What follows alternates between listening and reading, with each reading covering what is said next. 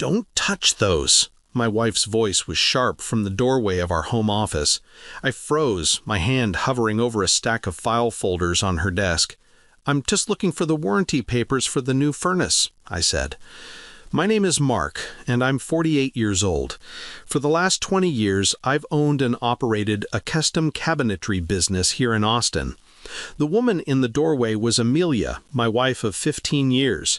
She worked from home as a freelance financial consultant, and her office was her sanctuary, a place I was rarely allowed to enter. "I'll get them for you later," she said, her tone softening slightly, but her eyes remained like chips of ice. "You know I don't like anyone messing with my filing system." I nodded and backed out of the room. It wasn't a new rule. For years, Amelia had handled all our finances. She said my brain was for wood, not for numbers. At first, I was grateful. I worked 60-hour weeks in my workshop, covered in sawdust, managing craftsmen and dealing with demanding clients. The last thing I wanted to do was come home and stare at spreadsheets. Amelia was organized, efficient, and brilliant with money.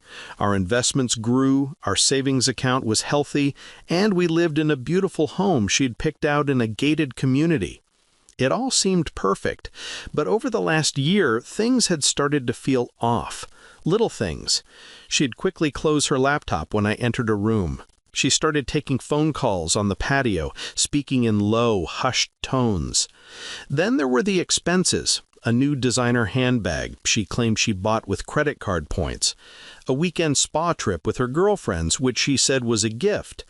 I was the one earning the money, but I felt like I was on an allowance, with no visibility into where our fortune was actually going.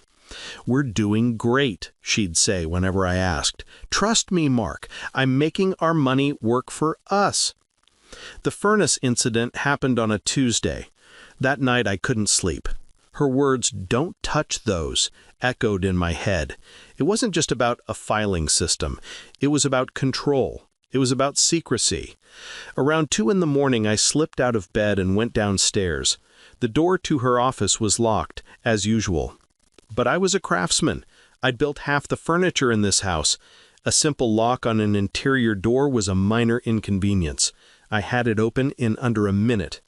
The office was immaculate, not a single paper out of place. I went straight to the filing cabinet where I'd seen the folders. It was locked too. A better lock this time, but I had tools for that in my workshop. I returned a few minutes later and carefully picked the lock. Inside, everything was neatly labeled: taxes, investments, mortgages. But in the very back, behind a partition, was a single unlabeled manila folder.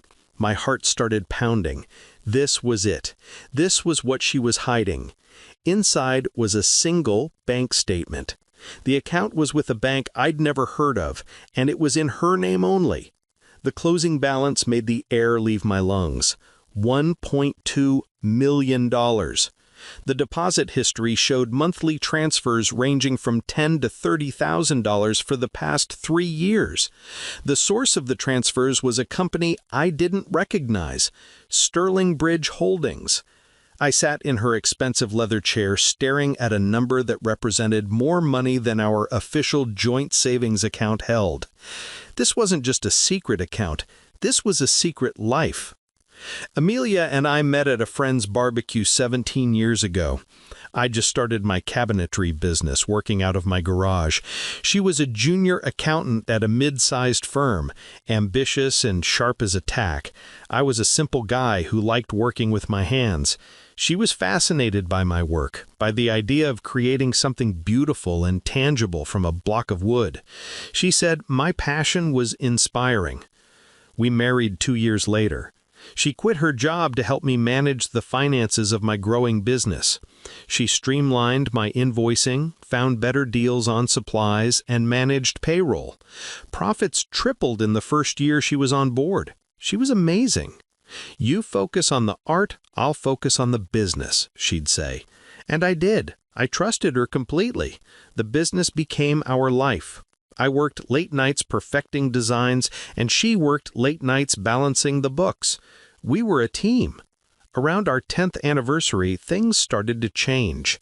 She suggested we hire a full-time bookkeeper for the business so she could focus on managing our personal investments. She said she could make our money grow faster if she had the time to dedicate it to it. It made sense. The business was successful enough to support it. That's when she started her freelance consulting work, she said, helping a few high-net-worth individuals manage their portfolios. It explained the new clothes, the expensive tastes. She was earning her own money, and I was proud of her. But she never talked about her clients. Whenever I asked, she'd say their names were confidential. She became more private, more guarded. The home office became her fortress.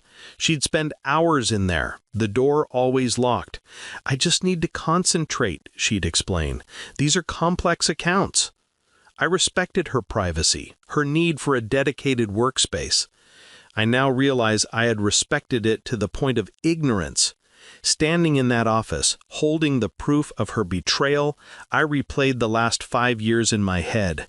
The family vacations she had planned were always slightly more expensive than I was comfortable with. The constant renovations to the house she said were essential for resale value. The way she'd dismiss my concerns about spending with a wave of her hand. "Don't worry, darling, it's all part of the plan." I'd worked myself to the bone, believing we were building a future together. I'd sacrificed weekends, holidays, and time with friends, all to provide for us, to give her the life she wanted. And all that time, she was building a separate future for herself, one I was clearly not a part of. $1.2 million. The number was a monument to her deception. I carefully put the statement back in the folder, placed the folder back in the filing cabinet, and locked it. I went to the office door and locked that too. I went back to bed and lay beside my sleeping wife, the woman I thought I knew, and for the first time in our marriage I felt a cold, hard knot of rage in my stomach. The trust wasn't just broken, it was annihilated. And in its place, a new kind of plan began to form. Amelia's plan was built on secrets. Mine would be built on the truth.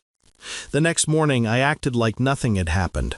I made coffee, talked about a new client project, and kissed her goodbye as I left for the workshop. She seemed relieved, probably thinking her sharp words from the night before had put me back in my place. But my mind was already somewhere else. As soon as I got to my office at the workshop, I searched for Sterling Bridge Holdings. The company was registered as a financial services firm in Delaware, a ghost corporation with no real office or employees. It was a shell company. Her shell company. She hadn't been freelancing for high-net-worth individuals, she had been paying herself. For 3 years she had been systematically embezzling money from my business, the one I had built from the ground up, with my own 2 hands. The invoices, the payroll, the supply orders, she had controlled all of it. It would have been easy for her to create fake vendors, inflate costs, and skim profits, funneling the money into her ghost company. The scale of the theft was breathtaking. It was a long-term, meticulously executed plan. This wasn't a moment of weakness. This was a career choice. I didn't call a divorce lawyer. Not yet. Confronting her now would just be a messy, emotional fight. She would deny everything, hide the money better, and use her financial acumen to bury me in legal proceedings. She saw me as a simple craftsman. It was time to show her what a craftsman could build when he was motivated. My first move was to understand the full scope of the damage. I hired a forensic accountant, an old high school friend named David, who now ran his own firm in Dallas. I didn't tell him it was my wife. I said I suspected a longtime employee of embezzlement and needed a quiet, off-the-books audit. I fed him our company's financial records from the last 5 years, which I copied from the main server at the workshop. While David dug into the numbers, I started my own investigation into Amelia's life. I put a GPS tracker on her car and installed keylogging software on her home office computer. It felt like a disgusting violation of privacy, but she had set the rules of this new game, not me. The first week, the tracker showed what I expected: trips to the gym, the grocery store, the nail salon. But twice that week, she drove to a small, unassuming office building downtown. The keylogger software gave me the answer to that mystery. She wasn't just stealing money. She was having an affair. His name was Julian Croft, a self-proclaimed wealth management consultant. Her emails and chat logs painted a sickening picture. They'd met a year ago at a financial seminar. He was charming, slick, and praised her for being too smart for a simple guy like me. He was the one who helped her refine her embezzlement scheme, showing her how to create more sophisticated fake invoices and layer transactions to make them harder to trace. But their plan was bigger than just stealing my money. They were planning to launch their own custom furniture business, a high-end, online-only competitor to mine. They were going to use my stolen capital, my client lists, which she had downloaded, and my business models to put me out of business. The emails detailed their timeline. They planned to launch in 6 months. Once the new business was stable, she was going to leave me, taking half of our legitimate assets in the divorce, while her $1.2 million nest egg remained untouched and unknown. I felt a wave of nausea so intense I had to sit down. She wasn't just leaving me, she was planning to professionally execute me, to destroy the one thing I had poured my entire adult life into. That's when the rage in my stomach turned into something colder, something sharper. It turned into focus. For the next 2 months, I played the part of the devoted, slightly stupid husband. I complimented her dinners, I rubbed her feet after her long days of consulting. I listened to her complain about the rising cost of European antiques. Every night while she slept, I was in my workshop, not with wood, but with data. I compiled every email, every chat log, every GPS location stamp. I cross-referenced the tracker's data with her credit card statements, which I'd requested copies of from the bank. The expensive lunches with Julian, the hotel rooms booked for client meetings, it was all there.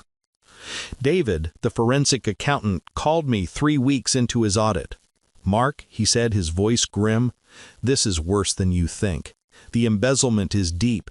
Your employee has been creating phantom vendors and paying them for years. She's covered her tracks brilliantly."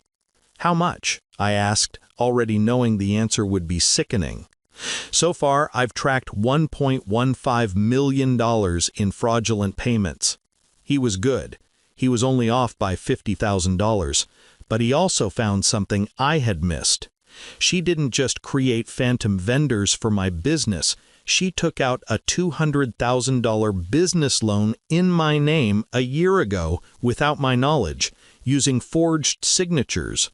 The loan money was funneled directly to Sterling Bridge Holdings. She was using my company's credit to steal from me. I now had a file, a thick, heavy file filled with bank statements, forged loan documents, chat logs detailing a criminal conspiracy, and photographs of my wife with her lover. I contacted a lawyer, one of the most ruthless family and business law attorneys in the state. I walked into her office and laid the file on her desk. "I want to file for divorce," I said, "and I want to make sure my wife doesn't see a single dime." The lawyer, a woman named Ms. Davenport, spent an hour looking through the file. When she was done, she took off her glasses and looked at me. "Mr. Evans," she said, "this isn't just a divorce. This is a criminal case. Wire fraud, embezzlement, forgery, conspiracy. With this evidence, your wife and her partner are facing significant prison time." "I know," I said, "but I don't want her in prison. Prison was too easy. I wanted her to feel what I felt, the humiliation, the loss of a future she thought was guaranteed. "What do you want?" she asked. "I want to give her a choice," I said. "A very specific, very public choice." My plan was ready. The stage was set for our 15th wedding anniversary. Amelia had planned a lavish party at our house. Dozens of friends, family, and my most important clients would be there. She'd spent over $30,000 on catering, a live band, and decorations. My money, of course. She saw the party as a final farewell tour, a last chance to play the role of the successful cabinet maker's wife before she burned my life to the ground. She had no idea the starring role she was about to play. 2 days before the party, I made my final move. I used my access to her secret bank account, which I had obtained through the keylogger software, and transferred the entire $1.2 million to a new, secure trust account that Ms. Davenport had set up. I left a single dollar in the Sterling Bridge account, an empty monument to her greed. The day of the party, Amelia was glowing. She wore a new dress that probably cost more than my first truck, and she moved through the crowd with an effortless grace, accepting compliments on her beautiful home and her successful husband. Julian wasn't there, of course. That would have been too risky. I watched her laugh with my clients, the same clients she was planning to steal. I watched her toast to our future, a future she had already sold. Around 9 o'clock, when the party was in full swing, I stepped up to the microphone that the band had set up. "I'd like to say a few words," I began, and a hush fell over the crowd. I started by thanking everyone for coming, for celebrating 15 years of marriage with us. I looked at Amelia, who was beaming at me from the front of the crowd. I spoke about partnership, about trust, about building a life together. Then my tone shifted. "But sometimes," I said, looking directly at her, "the foundations of what you've built are not what they seem. Sometimes one partner decides to build a separate foundation, a secret one." Her smile faltered. A confused murmur went through the crowd. "I'd like to introduce a special guest tonight, a man who has become a very important part of my wife's life over the past year, a true financial wizard. Ladies and gentlemen, please welcome Julian Croft." From the side of the patio, 2 of my workshop employees, who I'd paid handsomely for the evening, escorted a stunned Julian Croft to the front. He looked pale and terrified. Amelia's face went completely white. She looked like she'd seen a ghost. "What is this, Mark?" she hissed. "This, my love, is a presentation." I gestured to a large screen we'd set up for a photo slideshow earlier, but instead of pictures of our vacations, the screen lit up with a bank statement from Sterling Bridge Holdings showing a balance of $1. I then clicked to the next slide, a detailed flow chart prepared by David, showing the $1.2 million flowing from my business accounts into hers. The crowd gasped. Slide after slide, the evidence appeared. Fake invoices, forged loan applications, with my signature next to a perfect forgery. The next slide showed emails between her and Julian with their plans to start a rival company highlighted in red. "You're not just a thief, Amelia. You're a co-conspirator." The final slides were photographs. Amelia and Julian at a hotel bar. Amelia and Julian kissing in his car. The whispers in the crowd turned into shocked silence. My wife had not only stolen my money and my future, but she had also planned to humiliate me professionally and personally. Now the humiliation was all hers, served cold in front of everyone she had worked so hard to impress. I turned to Amelia, whose face was a mask of horror and disbelief. I gave her the choice I had promised. I slid a folder onto a nearby table. Inside were 2 documents, The first was divorce papers, in which she would sign away all rights to the house, the business, and any marital assets, in exchange for my silence on her criminal activities. The second document was a full confession, ready to be sent to the district attorney. "You have 60 seconds to decide whether you're going to sign," I said, my voice even. She looked at Julian, who was being blocked from leaving by my employees. She looked at my clients, who were staring at her with disgust. She looked at her friends, who were already backing away from her. Her perfect life, her perfect party, her perfect plan had all evaporated in under 10 minutes. With a trembling hand, she walked to the table, opened the folder, and signed the divorce papers and confession.